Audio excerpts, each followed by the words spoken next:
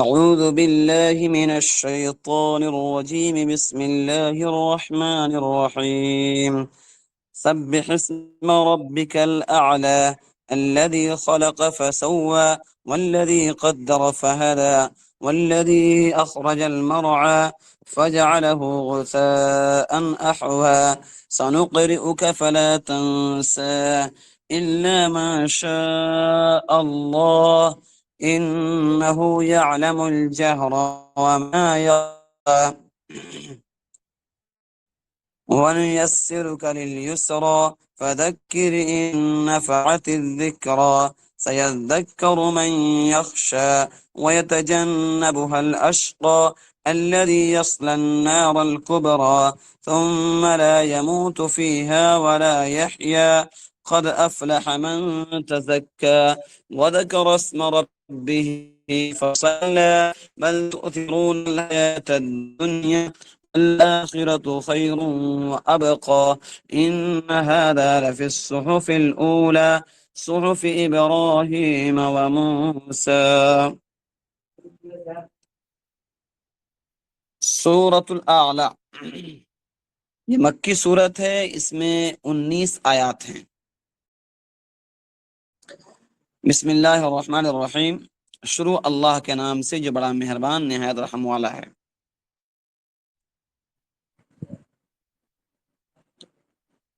سبح یسبح، تسبیح کے معنی آتا ہے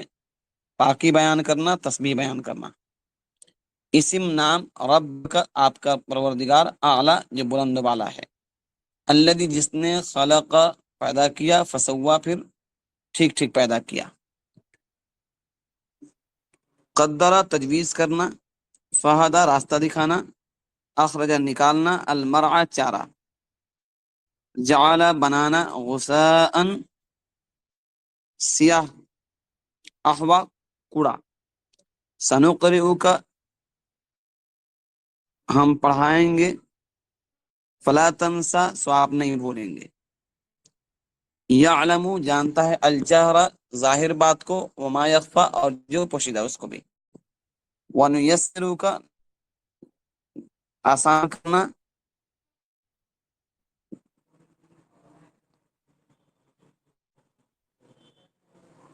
فذکر ذکر یذکر تذکیر، فذکر نصیحت کرنا، نفع فائدہ پہنچانا، نفع دینا، ذکر نصیحت، یخشا ڈرنا، یتجنب پرہیز کرنا، الاشقى بدنصیب،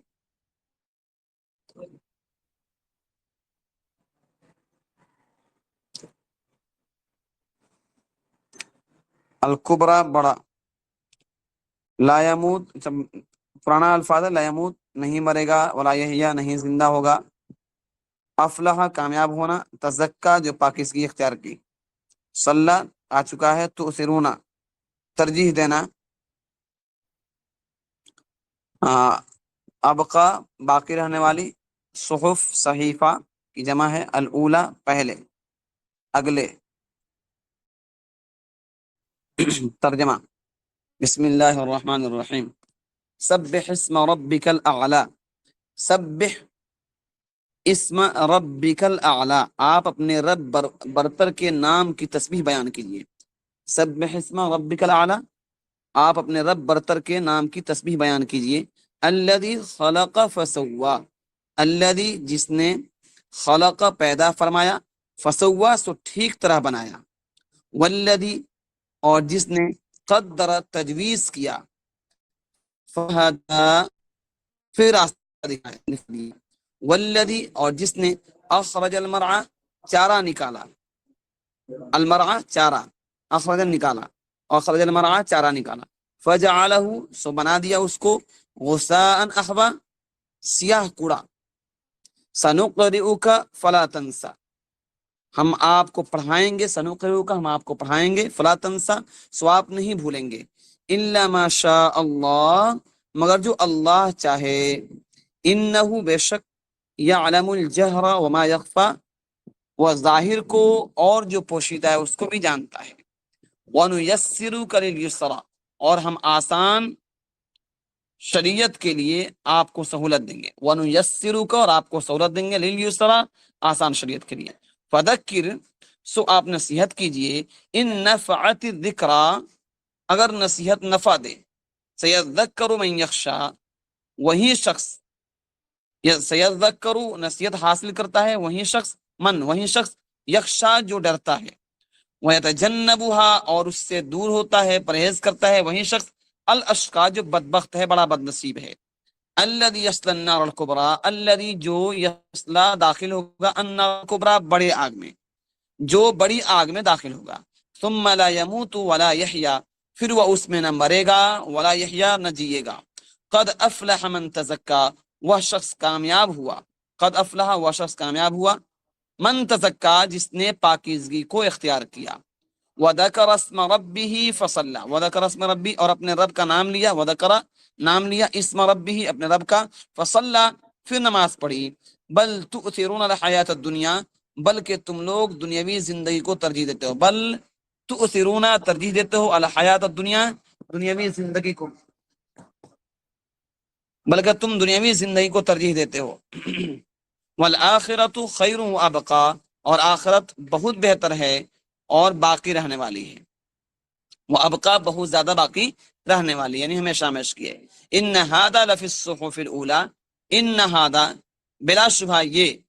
لفی الصحف الاولی فی الصحف الاولی کیا ہے، اگلے صحیفوں میں ہے، صحف ابراہیم و موسیٰ یعنی ابراہیم اور موسیٰ علیہ السلام کے صحیفوں میں۔ دیکھتا ہوں، کوشش کروں گا پوری کرنے کے لیے، اگر نہ ہو تو آدھی انشاءاللہ۔ ترجمہ ہم پڑھے ہیں، تفسیر یہ ہے، اس میں شروع میں اللہ تعالیٰ کے نام کی تسبیح بیان کرنے کا حکم فرمایا اللہ نے، اور اس کے بعد اللہ تعالیٰ کی چند صفات بیان فرمائی ہے۔ صفت جانتے ہیں، کسی کی خوبی اور جو اس کے اسٹیٹس کو بیان کرے اس کو کہتے ہیں، تو اللہ تعالیٰ کے صفات یہاں پر بیان ہے، یہ بندوں کے لیے میں نے بتایا، ورنہ اللہ تعالیٰ کے صفات تو صفات حمیدہ ہیں۔ بہرحال اللہ تعالیٰ فرماتے ہیں، اپنی صفت بیان فرمائی، نمبر 1 سب سے پہلے الاعلی یعنی برتر اور بلند۔ حضرت عقبہ ابن عامر رضی اللہ تعالیٰ عنہ بیان فرماتے ہیں کہ جب فسبح اسم ربک العظیم نازل ہوئی تو رسول اللہ صلی اللہ علیہ وسلم نے فرمایا اجعلوها فی رکوعکم، اجعلوها فی رکوعکم کہ اس کو اپنے رکوع میں بنا لو، سبح اسم ربک الاعلی تو سبح تو کیا پڑھنا ہے، سبحان ربی العظیم، سبحان ربی العظیم۔ تو کہتے ہیں کہ نبی علیہ السلام نے کہا کہ اجعلوها فی رکوعکم کہ تم اس کو اپنے رکوع میں بنا لو، یعنی رکوع میں اس تسبیح کو پڑھو۔ پھر جب سبح اسم ربک الاعلی نازل ہوئی، یعنی فسبح اسم ربک العظیم نازل ہوئی دوسری جگہ، تو یہ حکم فرمایا۔ پھر جب سبح اسم ربک الاعلی نازل ہوئی تو اللہ کے نبی نے فرمایا کہ اجعلوها فی سجودکم یعنی اس کو اپنے سجدوں میں تم بنا لو۔ ابو داؤد شریف کی روایت ہے کہ اس کو اپنے سجدوں میں پڑھو، تو ہم کیا پڑھتے ہیں، رکوع میں پڑھتے ہیں سبحان ربی العظیم، اور سجدہ میں پڑھتے ہیں سبحان ربی الاعلی۔ اعلیٰ کا معنی ہے خوب، زیادہ بلند اور برتر، یہ پروردگار عالم مجدہ کی صفت ہے۔ اس کو بیان کرنے کے بعد دوسری صفت بیان فرمائی، الذی خلق جس نے پیدا فرمایا، پیدا فرمایا، اللہ کی تخلیق، اللہ کی کریشن، انسان پوری ہر لمحے اللہ کی تخلیق ہو رہی ہے، ہر لمحے ایک ایک سیکنڈ اللہ کی تخلیق ہو رہی ہے، اللہ تعالیٰ بندوں کے تخلیق فرما رہے ہیں۔ انسان کے جسم، انسان ایک تو پیدائش یہ ہے کہ انسان ماؤں کے پیٹوں میں، جانور اپنے ماؤں کے پیٹوں میں جنم لیتے ہیں، انڈوں میں جنم لے رہے ہیں، ایک پیدائش کا طریقہ ہے، اور ایک پیدائش یہ ہے کہ انسان جب تک زندہ ہے اس کے اندر بھی تخلیق ہو رہی ہے، کسی انسان کا ناخن بڑھ رہا ہے، اس کے سر کے بال بڑھ رہے ہیں، اور اس کے جسم میں خون بن رہے ہیں، اور پھر اس کے جسم میں وہ طاقت بن رہی ہے، ہر چیز کی تخلیق ہر وقت ہو رہی ہے۔ اگر تخلیق کا نظام اگر ایک لمحے کے لیے رک جائے تو انسان کی زندگی یا پوری روح زمین کے مخلوق کی زندگی کیا ہو جائے، ختم ہو جائے۔ تو اللہ تعالیٰ نے دوسری صفت بیان فرمائی الذی خلق، جس نے پیدا فرمایا، اور تیسری صفت بیان کرتے فرمایا کہ فسوا، کہ اس نے بالکل ٹھیک بنایا۔ ظاہر سی بات ہے اللہ کی تخلیق میں تم کوئی خرابی نہیں دیکھ پاؤ گے۔ قرآن کریم کی دوسری آیت میں اللہ فرماتے ہیں کہ ہماری تخلیق میں تمہیں کوئی خرابی نہیں ملے گی۔ اللہ تعالیٰ نے جو چیزیں بنائی ہیں کوئی بھی چیز زائد نہیں ہے، کوئی بھی چیز ضرورت سے زائد نہیں ہے۔ اللہ نے ہر چیز کو مناسب طور پر جس کو جیسا ہونا چاہیے اسی انداز سے اللہ تعالیٰ نے بنایا ہے، اور ہر چیز کے اندر آپ غور کریں گے تو احساس ہوگا کہ بالکل ہر چیز کو اللہ تعالیٰ نے بہترین انداز اور بہترین طریقے پر اللہ نے اس کو پیدا فرمایا ہے۔ بہرحال اللہ تعالیٰ نے تیسری صفت بیان فرمائی۔ چوتھی صفت اللہ بیان فرماتے ہیں والذی قدر، اور اس نے جانداروں کے لیے ان کے مناسب حال چیزوں کو تجویز فرمایا۔ ظاہر سی بات ہے جس کو جو چیزیں ضرورت ہے، جن چیزوں کو اس کو تقاضا ہے، اللہ نے اس کو بھی پیدا فرمایا۔ فہدا، پھر ان جانداروں کو راہ پائی، یعنی ان کی طبیعتوں کو، ان نیچر کو ایسا بنا دیا کہ وہ ان چیزوں کو چاہتی ہیں جو ان کے لیے تجویز فرمائی۔ معالم التنزیل تو عظیم کتاب ہے، اس صفحہ نمبر 475 جلد نمبر 4 میں والذی قدر فہدا کی تفسیر میں اور بھی چند اقوال لکھے ہیں، اور بھی چند بات لکھی ہیں۔ ان میں سے ایک یہ ہے کہ حضرت مجاہد رحمۃ اللہ علیہ نے فرمایا کہ انسان کو خیر اور شر کا، سعادت و شقاوت کا راستہ بتلایا ہے، یعنی انسان کو بھلائی اور انسان کو برائی کا راستہ بھی اللہ نے بتلا دیا۔ মানুষের জীবনের জন্য মানুষ কে ভুল এবং সঠিক পথ আল্লাহ পাক দেখিয়েছেন আর তার জন্য রাস্তা বানিয়ে দিয়েছেন کہ اللہ تعالیٰ نے اور ایک معنی یہ بھی لکھا اسی تفسیر میں کہ اللہ تعالیٰ نے رزق کو مقدر فرمایا کہ انسان کی زندگی میں اس کو کتنا رزق ملنا ہے، وہ کتنے مال کا مالک ہوگا، وہ کتنے پراپرٹی کا مالک ہوگا، سب کچھ اللہ نے طے کر دیا ہے۔ پھر انسانوں کو رزق کے کمانے کا، حاصل کرنے کا طریقہ بھی بتلایا، اور ایک قول یہ بھی ہے کہ چیزوں سے نفع حاصل کرنے کا اللہ نے اس کے اندر دماغ میں اس کو قوت عطا فرمائی کہ کس چیز سے کیسے نفع حاصل کرنا ہے، پانی سے کیسے نفع حاصل کرنا ہے، آکسیجن سے کیسے نفع حاصل کرنا ہے، سورج سے کیسے نفع حاصل کرنا ہے۔ آج پوری دنیا جو ریسرچ کر رہی ہے اللہ تعالیٰ کی عطیہ اور اللہ تعالیٰ کا دین ہے کہ اللہ نے انسان کو ایسے دماغ عطا فرمایا، اللہ نے انسان کو ایسا میموری دیا، اللہ نے انسان کو ایسا تھنکنگ پاور دیا کہ انسان اپنے فکر اور انسان اپنے تفکر سے، انسان اپنے غور و فکر کرنے سے، انسان اپنے سوچ سے بہت سی چیزیں آج انسان ایجاد کر رہا ہے، لیکن یہ سب چیزیں اللہ رب العزت کی جانب سے اس کو عطا کی گئی ہے، اس کو دماغ دی گئی۔ دماغ کے اندر اللہ نے یہ قوت پہلے ہی سے ڈال دی تھی کہ انسان چیزوں سے نفع کیسے حاصل کرے گا اور کن چیزوں سے کیسے فائدہ اٹھائے گا، اس کو اللہ تعالیٰ نے یہ چیز کیا دی تھی۔ آج پہاڑوں کو توڑ کر بلڈنگیں بن رہی ہیں، سمندروں میں بلڈنگیں تعمیر ہو رہی ہیں، پل تعمیر ہو رہے ہیں، سمندروں میں راستے بن رہے ہیں، جہاز دوڑائے جا رہے ہیں، ہواؤں میں ٹنوں وزنی جہاز اڑائے جا رہے ہیں۔ یہ سب کیا چیزیں ہیں؟ یہ سب چیزیں اللہ رب العزت کی دی ہوئی ہے۔ اللہ تعالیٰ نے انسان کو ان کے نفع حاصل کرنے کا طریقہ بھی بتا دیا ہے۔ پانچویں صفت اللہ نے بیان فرمائی اپنی والذی اخرج المرعى، اور وہی ذات ہے جس نے چارہ نکالا۔ چارہ نکالا، اس چارہ کو انسانوں کے جانور کھاتے ہیں، پھر یہ جانور اس سے حاصل شدہ طاقت اور قوت سے انسانوں کی خدمت بجا لاتے ہیں۔ ظاہر سی بات ہے کہ اللہ رب العزت اگر یہ چارے نہ نکالتے، یہ پودے، یہ گھاس یہ نہ نکالتے تو پھر یہ جانور کیا کھاتے؟ ان جانوروں کو اگر نہ کھاتے تو ان کا وجود باقی نہ رہتا، پھر وجود باقی نہ رہتا تو آج ہمارے لیے جو جانوروں سے فائدہ ہے، جانوروں کے دودھ سے فائدہ ہے، پھر اس کے گوشت سے فائدہ ہے، اس کی سواری سے فائدہ ہے، اس کے لڑائی میں اس سے فائدہ ہے، اس کو اپنی حفاظت کے لیے فائدہ، نہ جانے کن کن فائدوں میں انسان جانوروں کو استعمال کرتا ہے۔ سب اللہ رب العزت کا دین ہے۔ انسان اپنی طاقت اور اپنے بل بوتے پر ایک چیز کو پیدا کرنے پر قادر نہیں ہے۔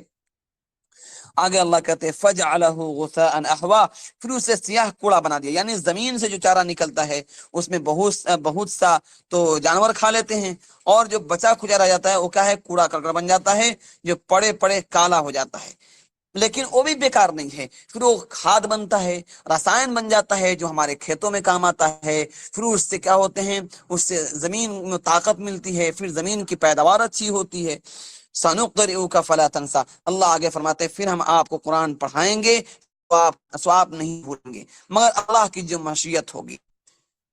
اس میں اللہ رب العزت نے وعدہ کیا ہے کہ یہ قرآن مقدس جو آپ پر نازل ہوا ہے، اس بعد مزید جو نازل ہوگا آپ اس قرآن کو بھولیں گے نہیں۔ یہ وہی مضمون ہے جسے سورہ قیامت میں اس کے بعد میں اللہ فرماتا ان علینا جمعہ و قرآن، ہماری ذمہ داری ہے اس کو آپ کے سینے میں محفوظ کرنا، اس کو پڑھا دینا، الا ما شاء اللہ، جس کو اللہ چاہیں، جتنا مقدار اللہ ہے وہ پورا دیں گے۔ حال یہاں پر ایک بات بالکل سمجھ لینا چاہیے، روئے زمین پر جب سے انبیاء علیہ السلام آ رہے ہیں، جب سے تشریف لائے، بہت سے آسمانی کتابیں نازل ہوئی، بہت سے صحیفے نازل ہوئے، ان صحیفے اور آسمانی کتابوں میں بہت سے احکامات اترے، ان حکموں کو اللہ کے پیغمبروں نے اپنی امتوں کو بتایا، لیکن کسی بھی کتاب اور کسی بھی صحیفے کی حفاظت کی گارنٹی اللہ نے نہیں لی، لیکن قرآن مقدس کی حفاظت کی گارنٹی اللہ نے لی۔ خود اللہ نے ان علینا جمعہ و قرآن، یہ ہماری ذمہ داری ہے آپ کے سینے میں اسے محفوظ کرنا اور اس کو پڑھا دینا۔ اسی طرح سے کہا سنقرئک فلا تنسى، آپ کو پڑھائیں گے بھی اور آپ بھولنے بھی نہیں دیں گے۔ اور اس طرح سے کہا انا نحن نزلنا الذکر وانا له لحافظون، ہم ہی نے قرآن مقدس کو نازل کیا، ہم ہی اس کی حفاظت کریں گے۔ تو بہرحال قرآن مقدس ہی وہ کتاب ہے جو کتاب ہدایت ہے، اور پوری ہیومن بین، پوری انسانیت، پوری منوتا، پورے منشیہ کے لیے یہ ہدایت کی کتاب ہے۔ اگر انسان اس سے ہدایت طلب کرنا چاہے، اس میں غور کرے، تو غور کرنے والے اس سے ہدایت پا جاتے ہیں۔ قرآن کریم وہ کتاب ہے جس کتاب نے پوری عرب کی زمین کو اس نے انقلاب برپا کر دیا، اور جن لوگوں نے قرآن مقدس کو اپنے سینوں سے لگایا، انہوں نے اس پہ غور کیا، وہ لوگ آج دنیا میں، پوری دنیا میں وہ کامیاب بن گئے۔ الحمدللہ آپ حضرات بھی، آپ کا بیک گراؤنڈ الگ ہے، آپ الگ الگ فیلڈ سے، آج مبارکباد ہے آپ کو کہ آپ لوگوں نے اتنا بڑا پوسٹ اور اتنے بڑے ڈگریاں حاصل کی، لیکن ایک بات ذہن میں رہی کہ ہاں ہمیں قرآن مقدس کی آیات کریمہ کو سمجھنا ہے۔ وہ کتاب جس کتاب ہدایت ہے، اس کتاب میں پورے خزانے بھرے ہوئے ہیں، جس کتابوں کے ذریعے سے اقوام اور قوموں کی تاریخ بدلتی ہے، ان کے پورا نظام بدل جاتا ہے۔ اس کو ایک شاعر نے ایک موقع پر کہا تھا کہ وہ معزز تھے زمانے میں مسلمہ ہو کر، اور ہم خار ہوئے تاریخ قرآن ہو کر۔ آج امت مسلمہ کا ایک بڑا طبقہ قرآن مقدس کو چھوڑ دیا، نہ اس کو لفظاً پڑھتا ہے، نہ اس کو مانن پڑھتا ہے، نہ اس کا معنی مطلب سمجھنے کی کوشش کرتا ہے، نہ اس کی تلاوت کرتا ہے۔ یہ ظاہر سی بات ہے، بہت ہی محرومی کی بات ہے۔ یہ کتاب ہے جس کتاب نے عزت بخشی ہے، رفعت بخشی ہے، اس نے عظمت بخشی ہے لوگوں کو۔ اس لیے چاہیے کہ ہم قرآن مقدس کے معنی اور مطالب اس کے اندر گھسیں، اس کے تعلیمات کو حاصل کریں اور اس کو سمجھنے کی کوشش کریں، تو اللہ رب العزت ہمارے ان زندگیوں میں بھی انقلاب پیدا فرمائیں گے۔ پوری روئے زمین پر لوگوں نے قرآن مقدس پر ریسرچ کیے، اور بلکہ جس نے صدق دل سے قرآن کریم کی تلاش شروع کی، قرآن کریم کو سمجھنے کی کوشش کی، اللہ تعالیٰ نے اس کی برکت سے ان کے اندر جو ہے انقلاب پیدا کیا۔ پھر وہ راہ ہدایت پہ آئے اور انہوں نے اسلام قبول کیا اور اسلام کے دائی اور شیدائی بن گئے۔ بہرحال قرآن مقدس کی ایک آیات میں غور کرنے کی بات ہے۔ یہ جو کلاس ہے، یہ کلاس آپ کو سارے نکات اور ساری خوبیوں کو تو بیان نہیں کر پائے گا آدمی اس میں، لیکن کچھ اشارے اور کچھ راستے ضرور دکھ جاتے ہیں اس سے، کہ اگر اس میں ہم غور کریں گے، اس کے ڈیپلی جائیں گے۔ بہت سے مفسرین کی کتاب ہے، ہمیں چاہیے کہ مولانا عبد الماجد دریابادی صاحب کی تفسیر ماجدی پڑھیں، حکیم علامت اشرف علی تھانوی علیہ الرحمہ کی تفسیر بیان القرآن پڑھیں، مفتی شفیع احمد صاحب رحمۃ اللہ علیہ کی معارف القرآن پڑھیں، اسی طرح سے مفتی تقی عثمانی صاحب کی آسان ترجمہ قرآن پڑھیں، مولانا خالد سیف اللہ رحمانی صاحب کی آسان ترجمہ قرآن پڑھیں۔ اسی طرح سے اور بھی بڑے بڑے اکابرین کی کتابیں ہیں اور ان کی تفسیرات ہیں، جن تفسیرات کو پڑھ کر علامہ ابن کثیر کی تفسیر ہے، روح المعانی ہے، اسی طرح سے تفسیر کبیر ہے، اور بھی بہت سے تفاسیر ہیں، ہزاروں ہزار تفسیرات ہیں۔ اگر اس میں غور کریں گے، ایک ایک آیات کے ہزاروں مطالب ملیں گے آپ کو، اور ایسے ایسے خزانے اس سے ملیں گے کہ انسان دنگ رہ جاتا ہے کہ اللہ تعالیٰ نے اس کے اندر کیا خوبیاں اور کتنے اس کے اندر جو ہے سمندر اللہ نے ڈال دیے۔ ایک ایک آیت کریمہ کی تفسیر کرتے کرتے لوگ تھک جا رہے ہیں۔ ایک عجیب واقعہ لکھا ہے کہ ایک بہت بڑے مفسر گزرے ہیں، انہوں نے تفسیر لکھنا شروع کیا، تفسیر لکھنے لگے تو ان کے شاگرد بہت بوڑھے ہو گئے تو تفسیر لکھانا شروع کیا۔ ایک بسم اللہ الرحمن الرحیم کی تفسیر لکھا رہے تھے، کئی روز گزر گئے، شاگردوں نے کہا حضرت یہ تفسیر کب ختم ہوگی؟ حضرت نے کہا کہ کیوں، زیادہ ہو گیا؟ انہوں نے کہا حضرت اس کو پڑھے گا کون؟ کہا کہ کیوں لوگ نہیں پڑھ پائیں گے؟ کہا کہ بہت مشکل ہو رہا ہے، کتنے صفحات میں ہوگا؟ حضرت نے کہا کہ 30,000 پیجز، 30,000 صفحے میں۔ شاید میں یہ بات پہلے بھی بول چکا ہوں۔ بہرحال تو قرآن مقدس جو ہے یہ سمندر ہے، اس میں جو جتنا گوتا لگائے گا اتنی ہی موتی اس کو، اتنا ہی ہیرے اس کو ملتے جائیں گے۔ بہرحال القرآن مقدس پہ بات آ رہی تھی، سنقرئک فلا تنسى، اللہ کہتے ہیں ہم آپ کو پڑھائیں گے پھر آپ اس کو بھولیں گے نہیں، بلکہ اللہ رب العزت آپ کے سینے میں اسے محفوظ فرما دے گا۔ بہرحال آگے اللہ کہتے ہیں الا ماشاء اللہ، اس کا مطلب کیا ہے؟ مگر جو اللہ چاہے۔ اس میں یہ بتا دیا کہ آپ پر جو وحی آئی ہے اس میں سے آپ پر بعض چیزوں کو بھول جائیں گے، اور آپ کا یہ بھولنا ہماری مشیت اور ہماری حکمت کی بنیاد پر ہوگی۔ اس میں منسوخ التلاوت اور منسوخ الحکم دونوں کو بیان فرما دیا۔ یہ بات آپ کو معلوم ہونا چاہیے، میں نے پڑھایا تھا آپ لوگوں کو شروع میں، کیا بولتے ہیں اس کو، کتاب پڑھے تھے آپ لوگ، آسان تفسیر، آسان اصول تفسیر۔ تو اصول تفسیر میں ہم نے ایک بات پڑھائی تھی کہ قرآن مقدس کی کچھ آیات ایسی ہیں جو منسوخ کر دی گئی ہے، یعنی اس کا حکم اٹھا لیا گیا ہے، تو اس آیت کریمہ کو ہی اٹھا لیا گیا ہے۔ تو اسی کے بارے میں اللہ کہتے ہیں کہ ہم آپ پر نازل کریں گے، پھر حکمت کی بنیاد پر ہم جانتے ہیں کیوں اللہ کہہ رہے ہیں کہ ہمیں معلوم ہے، ہم کیوں نہ آیات کو بھلا دیں گے آپ سے، اور کیوں نہ آیات کو مطلب حکم کو کیوں اٹھا لیں گے، وہ ہمیں معلوم ہے۔ انہ یعلم الجہر وما یخفی، بلا شبہ وہ ظاہر کو بھی جانتا ہے اور چھپی ہوئی چیزوں کو بھی، یعنی اللہ تعالیٰ کو ہر حالت اور بندوں کو ہر مصلحت کا علم ہے، بندوں کی ہر مصلحت کا اللہ کو علم ہے، ظاہر ہو یا پوشیدہ ہو، وہ ہر علم اور ہر چیز کے بارے میں اللہ تعالیٰ کیا ہے، سب کو جان رہے ہیں اور معلوم ہے ان کو۔ وَنُيَسِّرُكَ لِلْيُسْرَىٰ، اور ہم آسان شریعت کے لیے آپ کو سہولت دیں گے۔ اس آیت میں اللہ تعالیٰ نے اور رسول اللہ صلی اللہ علیہ وسلم سے وعدہ فرمایا ہے کہ ہم نے آپ کو جو شریعت دی ہے اس پر عمل کرنے کے لیے اور اس کو پھیلانے کے لیے آپ کو سہولت دیں گے۔ ظاہر سی بات ہے،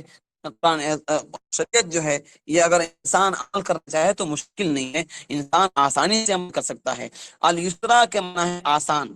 اللہ تعالیٰ نے خاتم النبیین صلی اللہ علیہ وسلم جو شریعت دی ہے اس پر عمل کرنا سہل اور آسان ہے۔ کوئی حکم ایسا نہیں ہے جو بندوں کی استطاعت سے باہر ہو، بندوں کے طاقت سے باہر ہو، اس کے ادائیگی میں بہت مشقت برداشت کرنی پڑتی ہو، ایسا نہیں ہے۔ مریض آدمی اگر کھڑے ہو کر نماز نہیں پڑھ سکتا ہے تو بیٹھ کر پڑھنے کا حکم ہے، بیٹھ کر نہیں پڑھ سکتا ہے، رکوع سجدہ نہیں کر سکتا ہے تو لیٹ کر پڑھے، اشارے سے پڑھے، اللہ نے اس کو سہولت عطا فرما دی ہے۔ بلکہ ہم تو ایک بات کہا کرتے ہیں کہ شریعت کا حکم بالکل نیچر ہے، نیچر کے مطابق ہے، انسان کے فطرت کے مطابق ہے۔ انسان غور کرے تو اس کو احساس ہوگا اللہ نے جو ہم کو حکم دیا، کیونکہ اللہ تعالیٰ کا حکم ہے اور اللہ ہی نے انسان کو پیدا کیا ہے، تو اللہ تعالیٰ کو انسان کا نیچر اور اس کا فطرت معلوم ہے، اللہ تعالیٰ وہی حکم دیں گے جو اس کے لیے آسانی ہو، اس کو مشکل میں نہ ڈالے۔ لیکن شیطان ہم کو جو ہے ہمارے نیچر سے اور ہمارے شریعت سے ہم کو دور کر رہا ہے، اس لیے ہم جو ہے بھٹک جاتے ہیں۔ اسی طرح سے زکوٰۃ کا حکم ہے، دیکھ لیجئے، زکوٰۃ ہر آدمی پر فرض ہے، صاحب حساب جن کو مال دے گا ان پر فرض ہے، وہ بھی سال گزرنے کے بعد صرف 2.5% فرض ہے۔ اسی طرح سے حج ان پر فرض ہے جو مکہ معظمہ پہنچ سکتے ہوں، ان کے پاس اسباب و مال ہو، انہیں پر فرض ہے۔ بہرحال اسی طرح سے رمضان کے روزے ہیں، کوئی اگر عورت ہے، کوئی بیمار ہے، مرد ہو یا عورت ہو یا سفر کے حالت میں ہے، اس کنڈیشن میں اس سے روزے اس وقت میں معاف ہیں، وہ بعد میں ان روزوں کو رکھے گا، اس کی قضا کر لے گا جب اس تندرست ہو جائے گا۔ تو یہ سب جو ہے سہولتیں انہیں دی گئی ہیں، انہیں آسانیوں میں سے یہ بھی ایک آسانی ہے کہ انسان جب سفر کی حالت میں ہو تو 4 رکعت نماز کو اللہ نے 2 رکعت کر دیا ہے۔ تو شریعت کا حکم جو ہے بالکل آسان ہے۔ معالم التنزیل میں بعض حضرات نے وَنُيَسِّرُكَ لِلْيُسْرَىٰ کی تفسیر یوں نقل کی ہے کہ یعنی ہم آپ کے لیے وحی کو آسان کر دیں گے تاکہ آپ یاد کر لیں اور دوسروں کو سکھا دیں، یہ بھی اس کی تفسیر کی گئی ہے۔ فَذَكِّرْ فَإِنَّ الذِّكْرَىٰ تَنفَعُ الْمُؤْمِنِينَ، فَذَكِّرْ فَإِنَّ الذِّكْرَىٰ،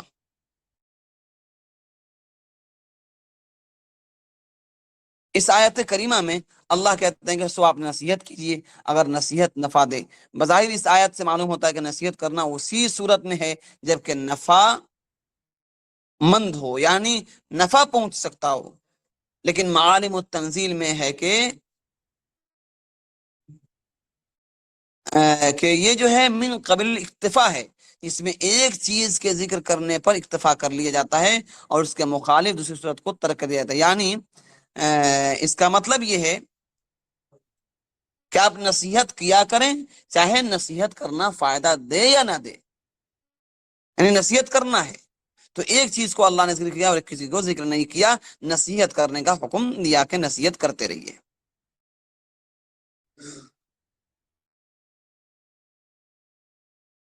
اور ایک جگہ ہے وَذَكِّرْ فَإِنَّ الذِّكْرَىٰ تَنفَعُ الْمُؤْمِنِينَ،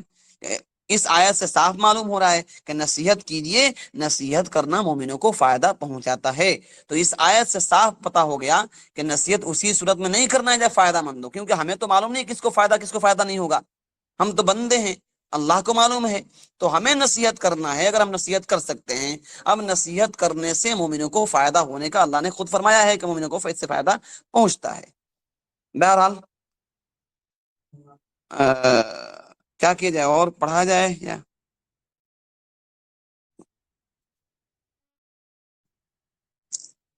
مکمل کریں؟ تھوڑا سا حضور یہاں لمبا پہ ہو رہا ہے نا، رہنے دیجیے. رہنے دیں. جی جی جی.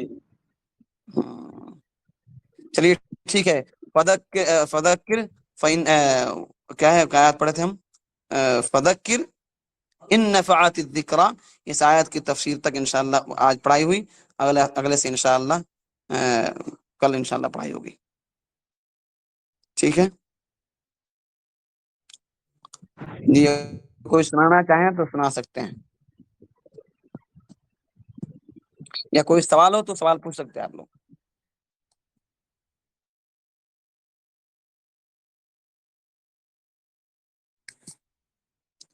جی سنائیں گے، یا کوئی سوال ہو تو پوچھیے. পড়া বলবো